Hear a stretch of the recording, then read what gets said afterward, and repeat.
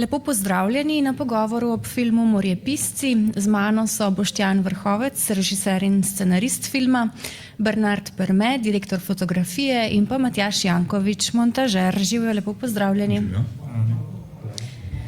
Mogoče za začetek, kaj vas je pritegnilo k temi morja? Pritegnilo me je prvič to, da imam morje zelo rad. Morje v obliki jadranja, največ. Pritegnilo me je morje zaradi tega, ker so na morju posebni ljudje. Saj, tako se mi zdi, kolikor jih srečujem. In nekaj, kar te pač pritegne, rad pokažeš tudi drugim, kaj je tisto, kar te pritegne, in sem zbral nekaj ljudi, poiskal, da sem jih lahko predstavil. Že naslov sam je zelo jasen, Morjepisci, se pravi ljudje, ki so napisali knjige, študije, bloge o morju in nekaj o njem vedo. Je pa ta povezava morja in pisanja skoraj da že ne arhetipska, mislim, zelo pogosto se mi zdi, da na njo naletimo tudi v svetovni književnosti. Ja, jaz za svetovno književnost je tako ogromna, ne, da sem rekel, ok, ostanemo samo v Sloveniji. Če tukaj omenim najbolj poznanega pisca o morju, ne, Mateta Dolenca, ki je naredil Bišovo za slovenski otok, tako rekoč, in je neizmerno zaljubljen v morje in živi z morjem. In ko je pristal na to, da bo v filmu sodeloval, smo rekli, te gremo snemati na morje. Rekel, ne, na morje ne hodim več. Enostavno, zato ker ne morem iti pod vodo. In je to, smo pač šli na Bohinjsko jezero, kjer je ravno tako voda, ne, in je tam pač predstavil del svoje literature, ki je pomembna ne samo po morje pisovni stvari, ampak je pomembna tudi za slovensko literaturo, ne, ker je zelo osvobodil neke stvari, ki se dogajajo v prejšnji klasični literaturi, zelo oseben, zelo bi rekel, poglobljen v to svoje čutenje morja. Kaj je nad morjem, ob morju in v morju, pod vodo. No, film sestavlja zelo veliko takih res lepih posnetkov, veliko od njih je arhivskih, pa bi mogoče tudi vprašanje za montažerja, pa za direktorja fotografije. Kako ste vse to združevali? Ker imamo podvodne posnetke, imamo posnetke, ki so nastali na čolnu, iz zraka verjetno. Ja. Najlepše bi bilo, če bi lahko vse sami posneli. Nažalost na televiziji pač teh možnosti nimamo. To sem jaz tudi najbolj pogrešal, da bi šli lahko kam več, na kakšno jadrnico, kakšen dan več. Res temi avtorji na morju preživeli, kako so oni to doživljali. Ko pa žal teh možnosti ni bilo, smo probali potem vse to nekako preko arhivov njihovih osebnih, vsega. Res, da je, kakšni materiali so malo slabši, kakšni malo boljši, ampak so tudi ljudje različni in potem da neko patino filmu tudi to.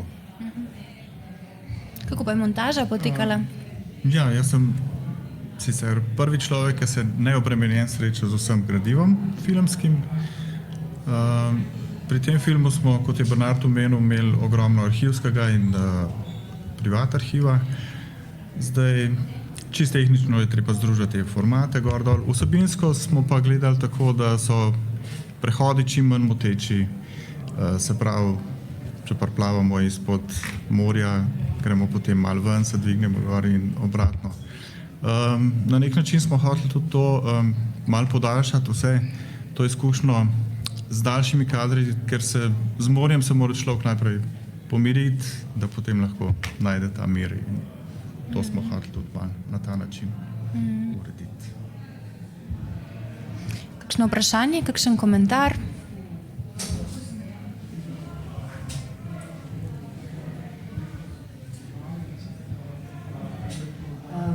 Mene zanima pa, zakaj ste v bistvu na začetku začne gospod Brat njegovo pač besedilo, potem pa se to v bistvu pretvore v nek voice-over, oziroma pač zakaj ste izbrali to, da niste pustili njegov glas, ampak ali je bi to neka umetniška odločitev ali...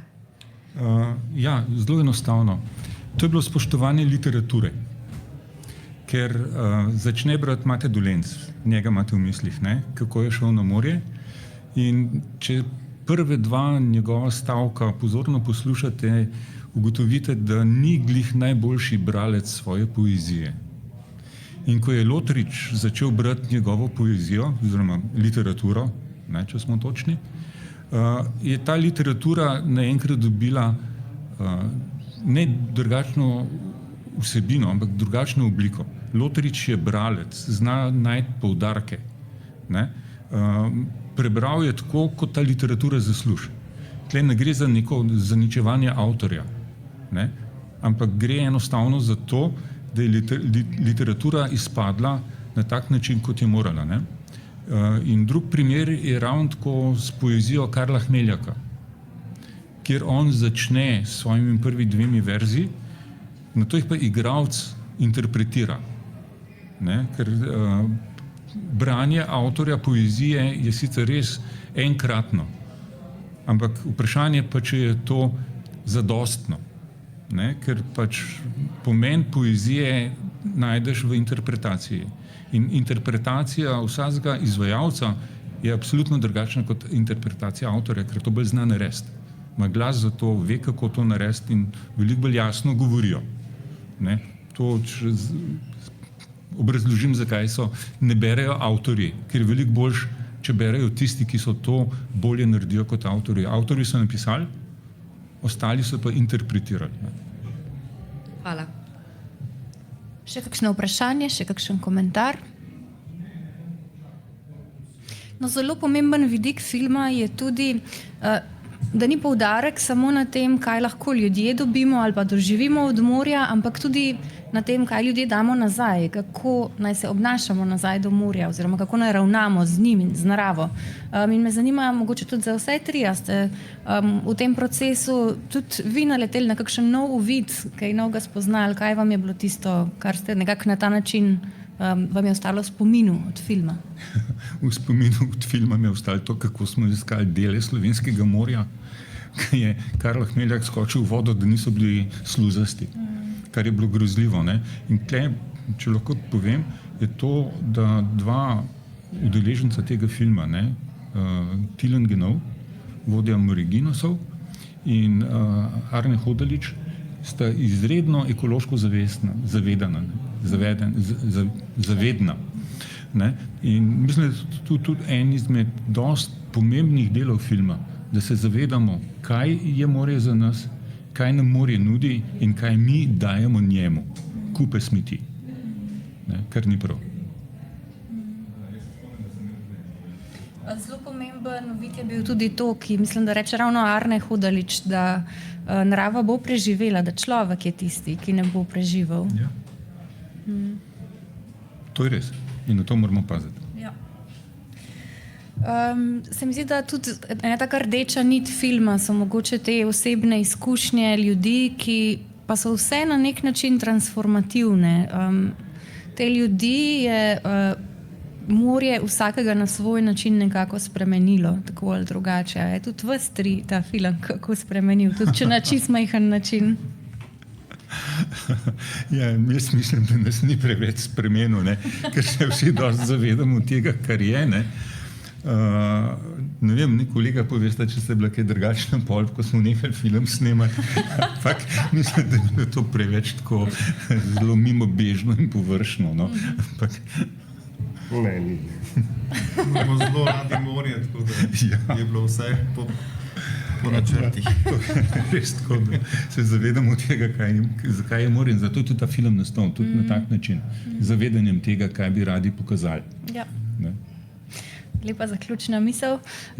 Tako da najlepša hvala za pogovor. Hvala tudi vam. Morjepisci Boštjan Vrhovec, Bernard Perme in Matjaž Janković. Hvala, čestitke. In vsi ostali, ki so sodelovali v filmu, te so bolj pomembni kot mi, ker njih smo predstavljali in oni so povedali tisto, kar mi mislimo.